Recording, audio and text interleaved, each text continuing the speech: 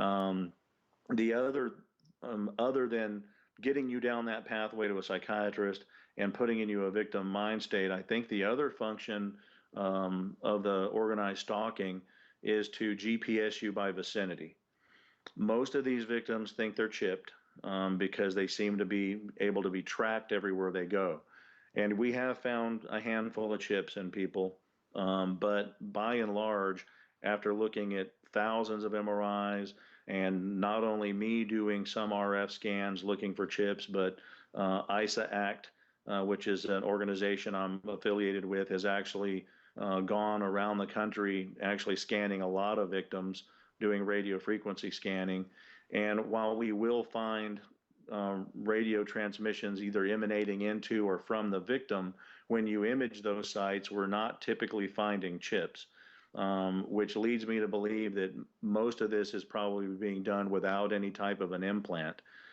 Well, the way you would do that, in my mind, would be to stalk that person and GPS them by vicinity until you can use whatever technology that is being used to remotely track them, by their EEG. And there's other ways to remotely track someone by body imaging, by facial recognition. I've heard some of the people talk about now DNA resonance, which using continuous wave radar, if you bombard the human body with it, we all have a different DNA signature, and that can actually resonate and be received. So I think the organized stalking serves two purposes: victim mindset, as well as GPSing by vicinity.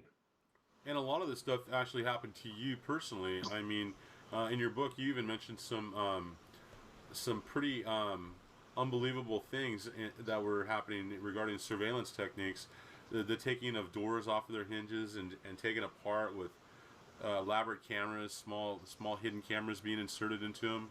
Tell me more Yeah, about that. sure. In the book, I actually that particular incident was a girl that was doing